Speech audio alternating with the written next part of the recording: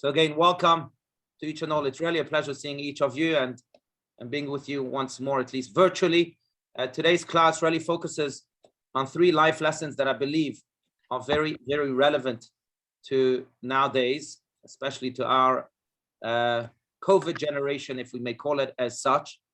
And I'm going to share my screen. I know it's references you already received from Janet and Janet. Thank you for sharing them.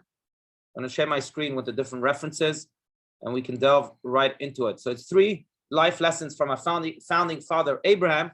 Why from our founding father and not from other sources? It's because, of course, he is the main character. Abraham and his wife, Sarah, are the main characters of these very portions. We read about Abraham's commandment to lech lecha, to leave and join his family to a land that God will show him. And that was this week's portion this week. The climax of it, I believe, is him being asked by God to go and sacrifice his son Isaac, the only son that he had with his wife Sarah.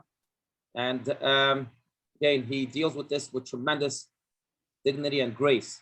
So there are many lessons one can learn from Abraham, but I picked only 3. We can speak about 100 lessons, but I picked only 3. First, because the time is short, but also because I think these are, again, the most relevant to our day and age, to our worldly situation with the pandemic. And at the same time, also, I think it speaks to life itself. All right, so let's go to lesson number 1 that comes directly from a bizarre trick that Abraham was given by God himself. It seems as if God was playing with Abraham in a very mysterious way. At one point, after he finally reached the land of Canaan, where he was told to move with his family, then God, in the middle of the night, one night, tells him, Abraham, I want you to leave your tent and go and look, gaze at the stars. Let's just read the verses, and then we can dive into the meaning of this bizarre trick. Does anyone want to read Genesis 1:1-4? I'll read. Thank you, Mindy. Go for it. Go ahead. Abraham said, Sovereign Lord, what can you give me since I remain childless? And the one who will inherit my estate is Eliezer of Damascus. Right. Then the word of the Lord came to him. This man will not be your heir, but a son who is your own flesh and blood will be your heir. He took him aside and said, look up at the sky and count the stars. If indeed you can count them, then he said to him, so shall your children be. Right. Okay, so it's a bizarre trick because first of all, he takes him outside, right? Takes him out of his tent and he tells him, please go look at the sky and count the stars. Now, if indeed you can count them, is he trying to be mean? Is God trying to be mean towards Abraham? I wouldn't do this to my own son and tell him, hey, go out of your tent, leave your iPad for a second and go outside of the house, now count the stars. It's impossible to count the stars. What is God doing to Abraham? And why is he taking him out of his comfort zone? Then he tells him what seems to be a blatant lie. Then he said to him, so shall your children be. So will the children of Israel be, right? As many, it sounds like at least, as many as the stars of the heavens. But that's not true. Not true. You know how many Jews there are in the world today? Anyone? About 11. Oh, I knew the number. Yeah, the number is right between 11 and 15 million.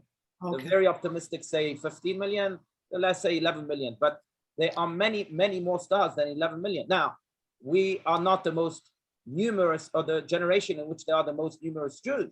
There were generations where there were more Jews. For example, during the time before the Holocaust, there were about 18 million Jews. Hitler wiped out 6 million.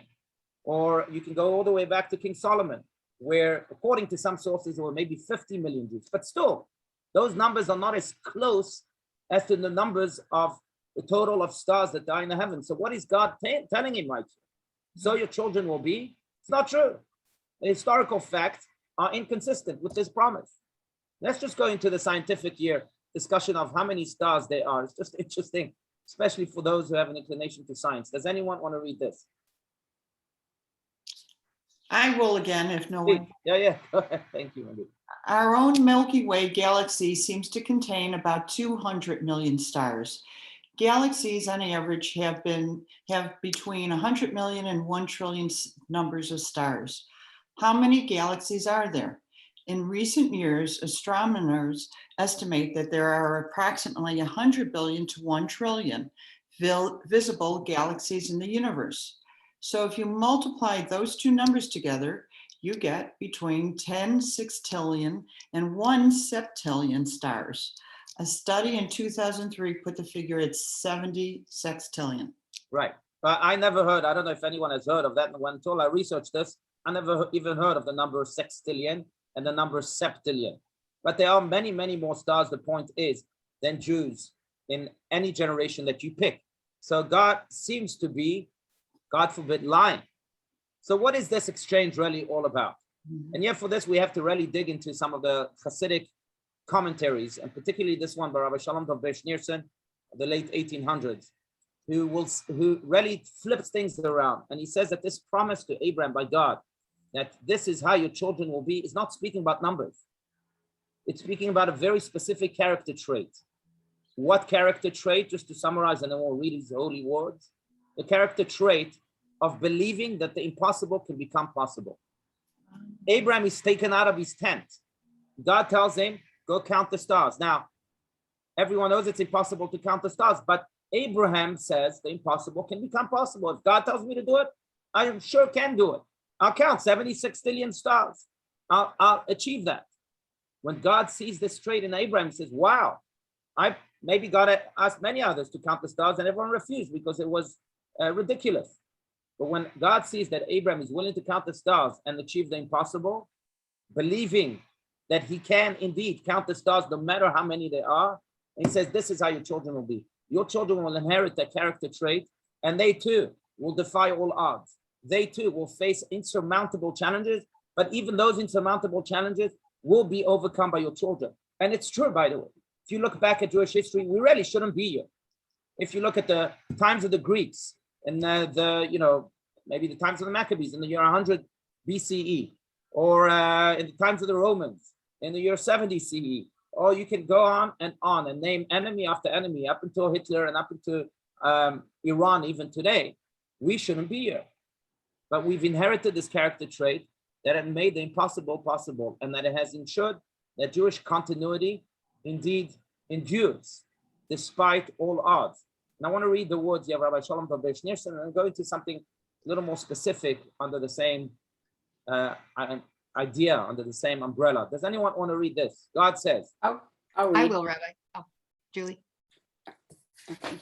Julie, go for it. Yes, go. Okay. Rabbi Shalom Dov Ber Schneerson.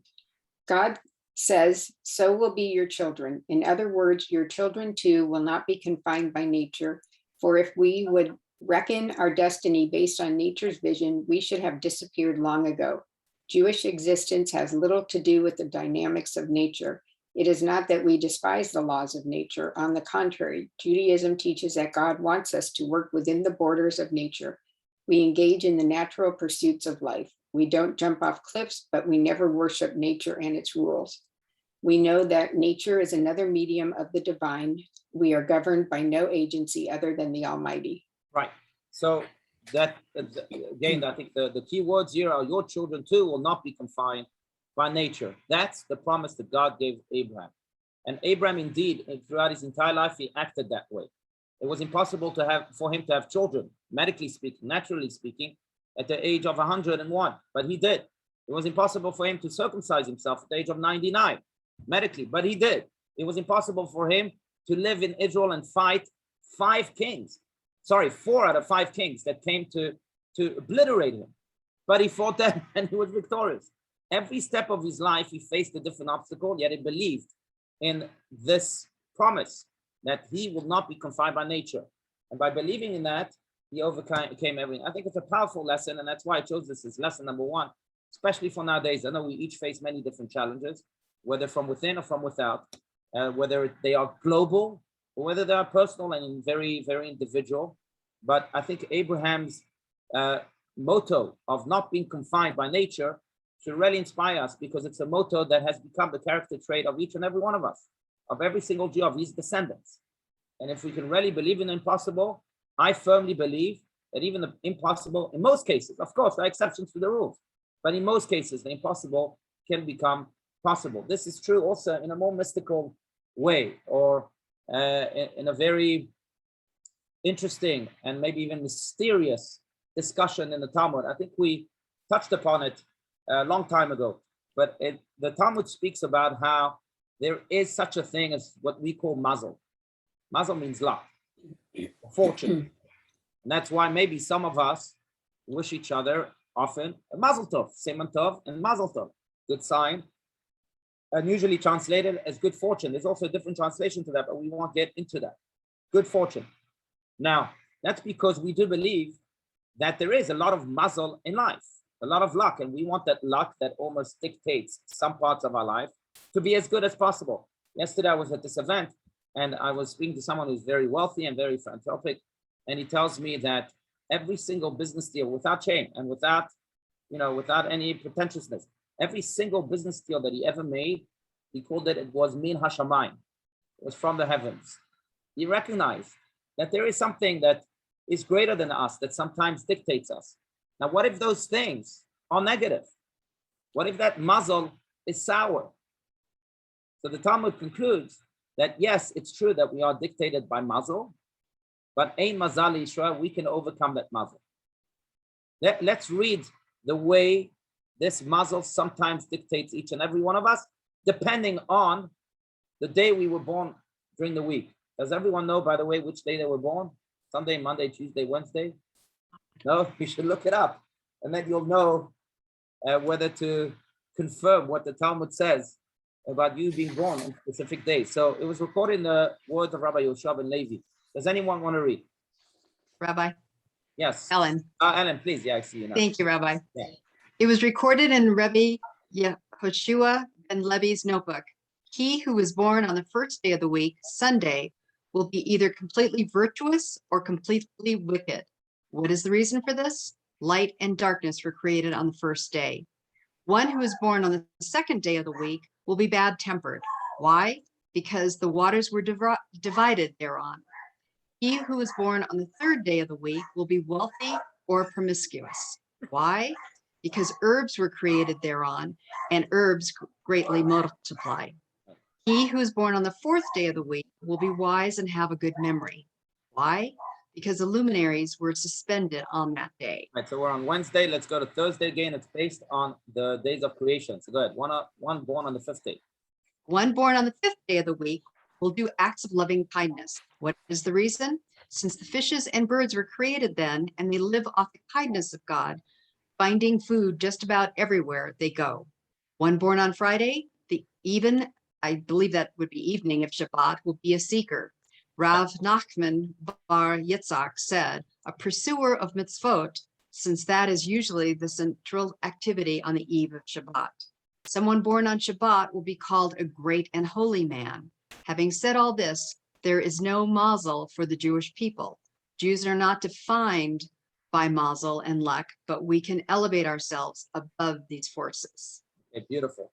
Beautiful. So again, our mazel may be dictated based upon the day of the week we were born, but there's no mazel for the Jewish people. There's a beautiful story in the Talmud about the daughter of the legendary Rabbi Akiva, who lived some 2,000 years ago. Rabbi Akiva had a dream that his daughter would die the day after her wedding.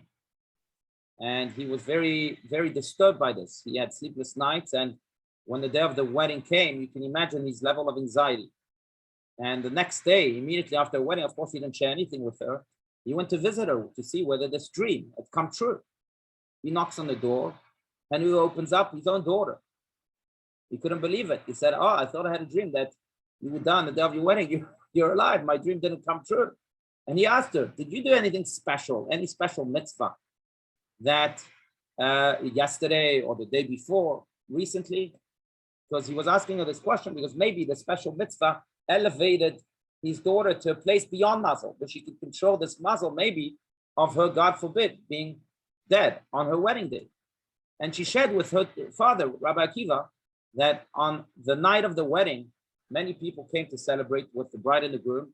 And she noticed that there was a very poor man, a beggar, who was sitting on the outskirts, and he was watching everyone. And you could tell that he was very, very, very hungry. He was watching the food, and she noticed him. And she decided to take her own plate, the plate of food of her own wedding, and go to this beggar and give it to him to feed him.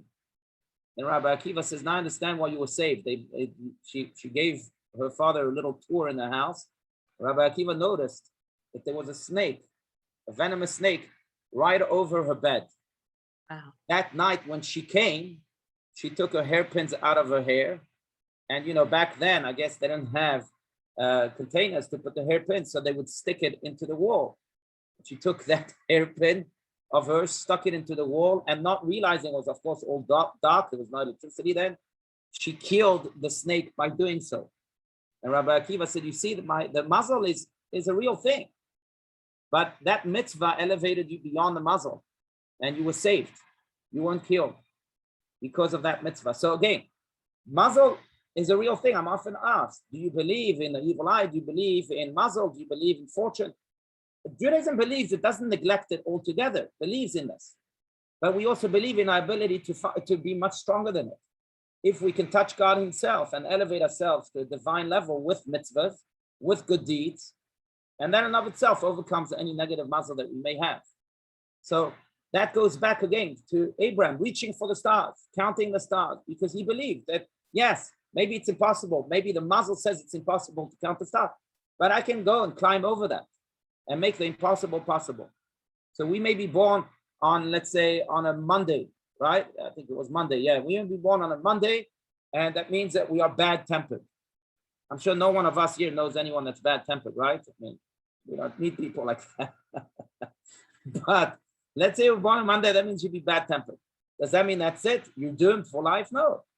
You have the power to work on yourself by reaching God, by maybe embodying some divine values, and then you overcome that muzzle. So that, I think, is really one of the great ideas of Judaism, because yes, life is run in a certain way, and there are many things in life that fall upon us that we couldn't have and wouldn't have dictated or planned. But Abraham showed us that even when those challenges fall upon us, we can climb all the way to the stars, reach out to God, embody and have God imbue in us those divine values, and then we can overcome even the worst of muzzles. That's idea number one.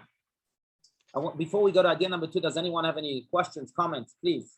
I feel like I'm monologuing today. Anyone? You're just going to have to unmute yourself if you want to speak. Yes. Rabbi, just to clarify, Yes, please, yes. because I did look up what day I was born as we were discussing, and it was a Friday way back in wow. 1952. That's a good thing. So Yeah. that would be considered born on the Friday to have that aspect as far as Shabbat goes. Is that correct? Right. Yeah. You're a Okay. Even though it was the daytime and not the eve. Yeah, no, that's fine. The Okay, eve already thank would make you be born on Shabbat. So then Okay, so basically anything that day, whatever the day is, the first, the fifth, or the seventh day, it would be the day of or that evening, correct? Right. Or at sundown, it would go into the next day. Is that Look at the correct? next day. So if you were born after sundown, that really would mean that you were born on a Shabbat, and then it's Yeah. a different birthday. Right. Okay, thank you. Rabbi, it's Yes. Tess. How are you? Oh, good. That's good to see you. I Yes. was born on a Friday. Oh, wow. See, Wait, that's great. Is that good? You can celebrate that. Not only celebrate that, but you can also act upon it. You're a pursuer of mitzvot. That means you do Wow. mitzvot all the time. Beautiful. Wonderful. Wow, this is so interesting. So, thank you. Bavakasha, it's great to hear you, Tess. Really. Wow, that's so cool. Right. And we want to welcome Tess, by the way. Just moved from Los Angeles to Oh, Scottsdale with her husband and a beautiful child. And it's really great to have you in our community, Tess. Really. Thank you. Do you mind repeating one more time what it means if you were born on a Friday? Yeah, so it says right here, pursuer of mitzvot. You'll be a seeker and a pursuer of mitzvot, which means why? You know And it makes what's sense to say that because Shabbat is a holy day and everyone is preparing for Shabbat on Friday. It's always a crazy race, at least in my house. So You know what's you inherit that crazy? quality. You know what's crazy is I really, really love doing mitzvot. And I have no idea why. So, And I had a girlfriend yesterday tell me, she goes, no one should work without getting paid. And I thought to myself, okay. But sometimes you do things from the kindness of your heart and you don't think about the money. And I think and I always said Hashem, I don't know, I always said it'll come from Hashem and I'm happy to do, I did a catering it doesn't matter. We'll talk about it, but it's interesting. I never knew I was born on a Friday. Right. Very interesting. Yeah. And you point to something interesting because there are muzzles, right, that ought to be overcome, like being angry, like we just spoke about, the muzzle of Monday. And there are muzzles that we ought to embrace, like being a pursuer of mitzvot, or like doing acts of loving kindness for Thursday, and so on and so forth. Rabbi, Thank you. Yes. Yes, Sue. where's Saturday on here? I'm looking at the, Someone born on Shabbat will be called a great and holy man. Great Will and be holy what? man because it's the holiest day of the week. So you inherit that holiness. oh, well, I was born on Sunday. Okay, so you either very I'm not very good wicked. or very I'm not what do you say, wicked. completely virtuous or completely wicked. So you're completely virtuous. I am. That's great. Okay. Beautiful. Yeah, I would second that. Really. Okay.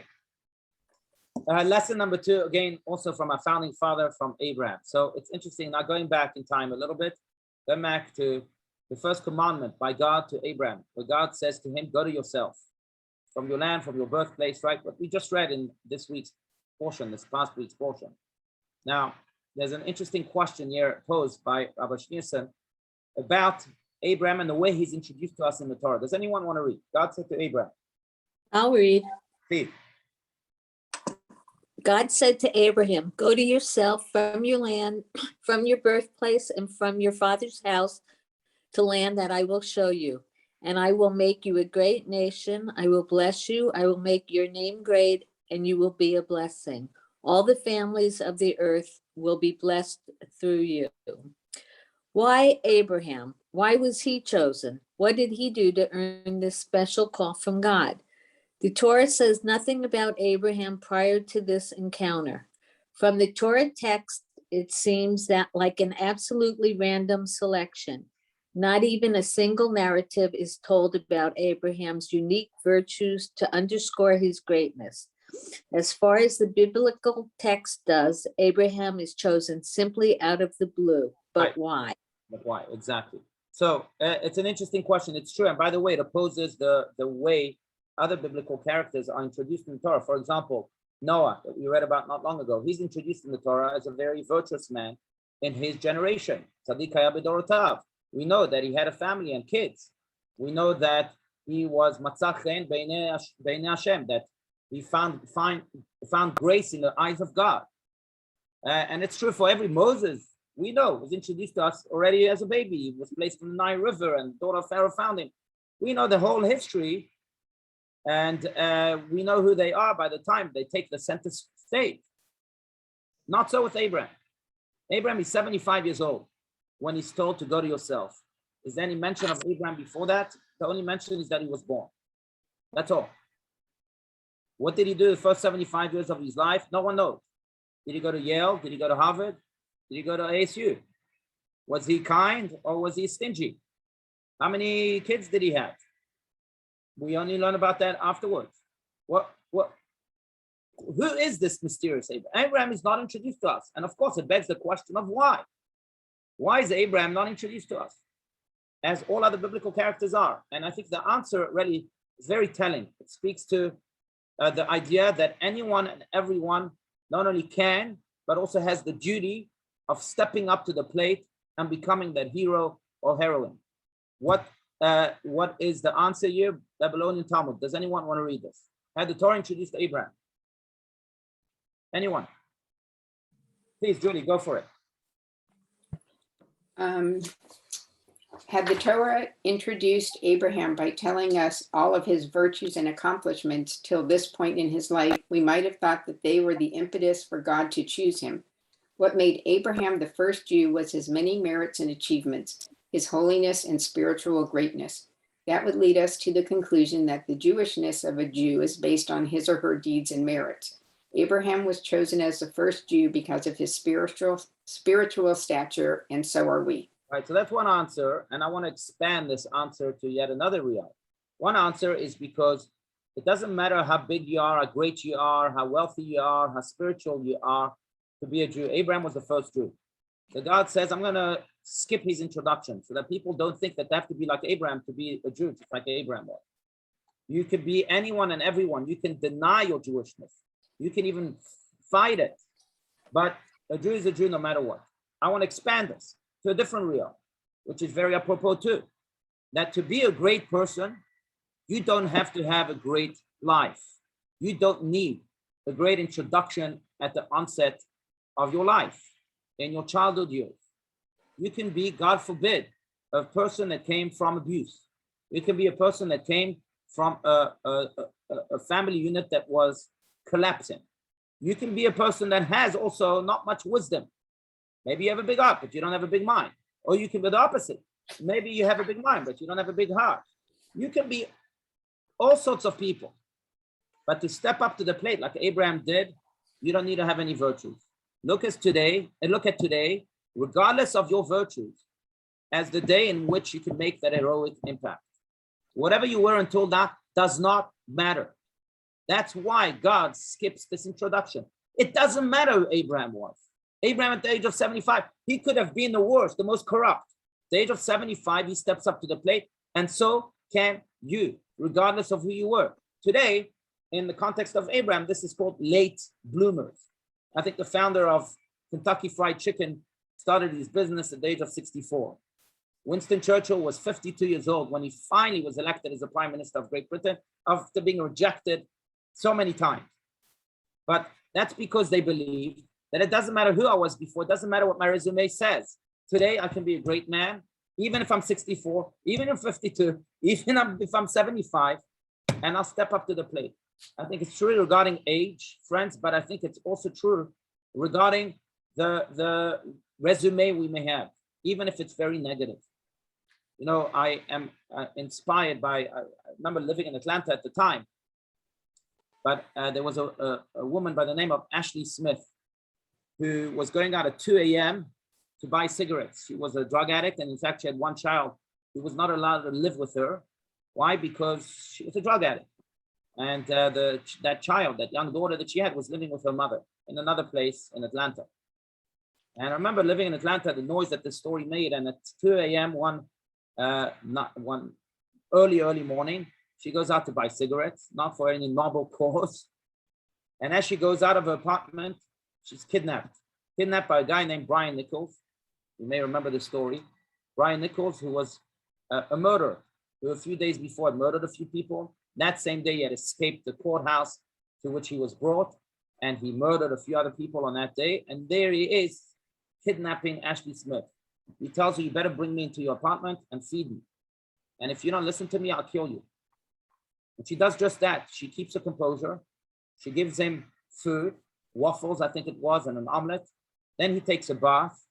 And she says to himself, well, maybe now that he's calm, it's an opportunity to read to him verses from the Bible and a book called The Purpose-Driven Life by a pastor named Warren. His last name is Warren, I forget his first name. And she read him that book the entire night. In the morning, he was so inspired, he decided to turn himself in. And she became a heroine. She was really saving the whole city of Atlanta on that day. Now you can say, well, Ashley Smith she didn't have to go to college. She was a drug addict. She had no wisdom. She stepped up to the plate. And when she stepped up to the plate, she saved many potential dead people, or people who would have been killed by this Brian Nichols. So again, here is a story of another type of Abraham. And I think we can do that too. I know we have all sorts of excuses in life. Oh, well, I don't feel well today, and I don't do this, and I don't get along with this person. And we find all sorts of excuses to act as the victims. But Abraham shows us that it doesn't matter who you are, it doesn't matter what you feel, and it doesn't matter what your excuses are, whether they're justified or not. You have to step up to the plate, and that's why, again, his introduction is omitted from the Torah. That's lesson number 2. I want to go to lesson number 3, but again, open this up to any comments, disagreements even. Anyone? Unmute yourself if you want to speak. No? Doesn't Yes, Julie, please. Doesn't Abraham at some point, when God wants to destroy a city, and Abraham says, what if there are 50 righteous people? What if there are 10? And he gets down to 1. At what point was this in his life? This was beforehand. This is beforehand. And you're right. Look, see, God still believes in human beings. I've always read this passage that you're just referring as a passage in which God said, let's not just try to find the righteous among the wicked, but let's also try to find if any wicked turn into righteous people. But I still believe in human beings. I still believe in their potential, regardless, again, of where they came from. Fortunately, he didn't find any, so Sodom was destroyed. But yeah, good point. All right, friends, let's go to lesson number 3. And this we learn not from Abraham himself, but really from the enemy of Abraham, who came to speak to Abraham. And this is regarding the story in which Sodom was about to be destroyed. And that's a good segue. Therefore, your words were a good segue to this, truly. But Sodom was about to be destroyed. And just before that, Lot welcomed guests in his home. People of Sodom hated guests. Anyone who would welcome a guest would be murdered by the people of Sodom. And they heard that Lot, the nephew of Abraham, who was living in Sodom, had welcomed guests, who were, by the way, angels disguised to guests. They decided to storm into his house and murder him. And Lot is trying to fight them and to at least lock the doors of his home and try to push them away.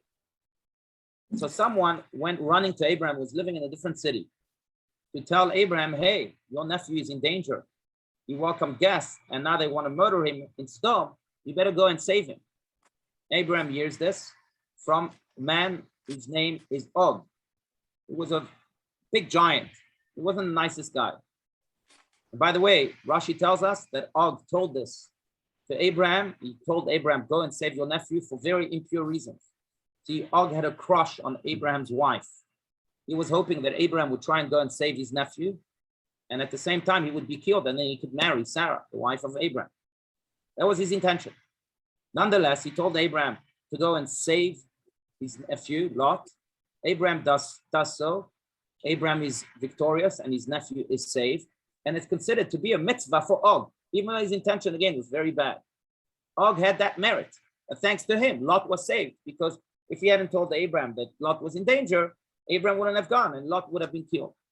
So thanks to him, Lot was saved. This merit stands for him for many generations.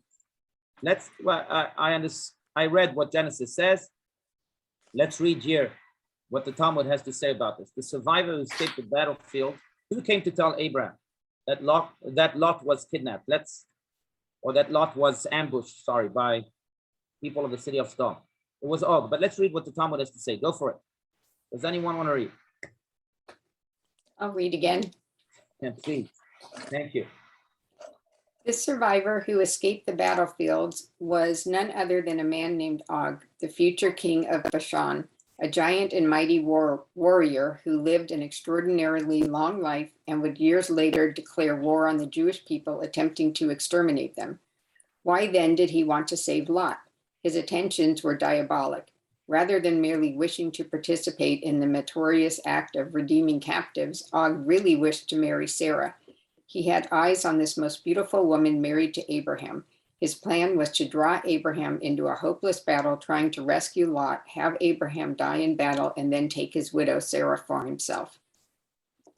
Beautiful. Okay, so that was the intention he had. Now, centuries later, I'm going to ask you to read this, and then we'll conclude with the lesson that jumps from this. But centuries later. Do you want me to keep going? Yeah, why not? Yeah, let's go. Okay. Yeah. Centuries later, Og reappears on the scene of history. The survivor who shares the news with Abraham became the king of Bashan in the Transjordan. As the Jews were traveling in the desert, Og, unprovoked, initiated a war against the Jews. Yet something strange occurred. Moses, who had by now taken on many a challenge successfully, was frightened by Og, and God had to assure Moses not to fear Og. Why was Moses afraid? Moses feared that in the merit of Og delivering the message of Lot's capture to Abraham, Og would be protected now in his battle against the Jewish people. The merit of helping out Abraham during that war might stand in his favor, immunizing him from the Jewish counterattack. Right. Okay. So Moses was afraid because he had this merit, even though this action was carried out with the worst of intentions. He did a mitzvah, and the power of doing one mitzvah, friends, is infinite. Even if you do it with malintentions, Even if you don't really want to fulfill a mitzvah, you don't even think you're doing a mitzvah, but you did it nonetheless. That stands for you, for your children, and for all generations to come. It's a powerful idea. That's because really we believe in the power of mitzvah. Any mitzvah counts. Any mitzvah can serve as great merit for us, and it does serve as great merit for us. I want to tell you the story. It's a fascinating story I read recently, but it's a story about a family who was unfortunately in the Krakow ghetto during the war. And in 1942, when the Nazis were closing in on them, there was one particular family who decided to give up their child to a non-Jewish family outside of the ghetto that they had met beforehand, so that at least the child can survive. This family's name was Himmler, if I'm not, Rimmler, something like that. Miller, Rimmler, Himmler, something like that, with an L-E-R. And they gave, their son's name was Shakne, and they decided again to give Shakne to a non-Jewish family outside of the ghetto. So in the middle of the night, they ran out of the ghetto. They knocked on this non-Jewish family's door. Their name was Mr. and Mrs. Yakovich. Mr. and Mrs. Yakovich agreed to take the child. Before they gave up their child, the Rimlers gave them 2 letters, and of course also another envelope with all of their expensive possessions, the jewelry and so on. One letter was a letter to Shakne himself. Letter that told Shakne, please remember who you are regardless of what happens to us. You're a Jew. We want you to be raised Jewishly, and we want you to find your roots when this war is over, whether we're alive or not. The second letter was written to Mr. and Mrs. Yakovich.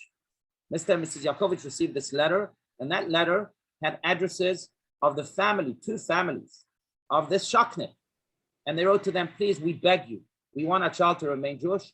When this craziness ends, if we're not alive, send our son Shakne to his family, to the Burgers, either in DC, Washington, DC, or to his aunt in Montreal, Canada. They agreed. Fortunately, the war didn't end well for the Rimlers, and the parents both were killed by the Nazis, gassed to death. Shakne was left alone in the world. At first, by the way, they had a tough time adopting him. He was crying, Mom and Dad, I miss you. And they said to themselves, we're going to get in trouble with our neighbors because they'll know that it's not our son.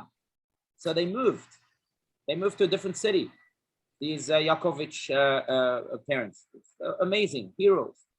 And they raised them. At 1945, they had learned that the parents of Shakne were killed. So they decided to follow what was written in that second envelope and make contact with the family, both in Montreal and in Washington, D.C. Unfortunately, there were many, many hurdles, bureaucratic hurdles. And it wasn't until 1951 when President Harry Truman signed a bill allowing all these Polish kids to return to their families wherever they may be, that Shakne was able to rejoin his family. He joined his family first in Montreal, and then he was moved to DC because he went to colleges in the United States. And he kept in touch this whole time with Mr. and Mrs. Yakovich. An amazing story. In 1978, Shakne's name was already Stanley Berger. Stanley Berger receives a call from Mr. and Mrs. Yakovich, and they reveal to him a secret. And they tell Stanley Berger, this Shakne, this kid, we want you to know that you were adopted. We want you to know that in 1945, we wanted to go against your parents' wish, and we wanted to keep you. We developed a strong bond with you. So we went to a very famous, up-and-coming priest who had a very good reputation, and we asked this priest to baptize you so we can keep you as a good Catholic. The priest asked for the background of you, Stanley Berger, Shakne, and we told him that he came from Jewish lineage. His parents had asked in a letter that he be transferred to Montreal or to Washington, D.C. And the priest said, if that's the case, I am not allowed to baptize him. You have to return him to your family, and you got to promise me right now that this is what you'll do. Against their will, Mr. and Mrs. Yakovich decided to listen to the priest. Now in 1978, they're telling the story over the phone, and they told him, you won't believe it. This priest, they made us return you to your family and ensure that you continue to be a proud Jew as your parents wanted, just became the Pope. He was known as John Paul III. And this Pope, by the way, was very, very friendly towards the Jews. For the first time, 1993, he recognized Israel, what the Catholic Church did not do because they thought that Jews have to be in exile forever. In 2010, he came to visit Israel. I think it was 2010. He went to the Western Wall, the first Pope ever to go to the Western Wall. And he canceled many negative edicts against the Jews. And he was very, very friendly to the Jews. Stanley Berger, receiving his phone call, was shocked. He said, wow, John Paul saved me. He went to see his Rebbe to tell him the story. The Bolshevik Rebbe, who himself was a Holocaust survivor. The Bolshevik Rebbe tells him, who knows Stanley? Maybe because of that one mitzvah that he did of saving you, he became the Pope. You never know the power of a mitzvah. And it's true. That's the way we relate to mitzvahs in Judaism. One deed can change the world. Maimonides says that we should always see the world as if it was on a scale, where on one side there are good deeds, on the other side there are bad deeds. And that scale is completely balanced. One good deed, one mitzvah can tip the scale and bring goodness and redemption to the world. That's the power of a mitzvah. And I think that that's also yet another big idea to keep in mind these days. When we overcome with many challenges, I recognize that. But not only should we believe that the impossible is possible, not only should we believe that regardless of who we are, we can and should be heroes, but also that if we only do just one mitzvah, that's all we can do today, do it. Don't say, well, it's all or nothing.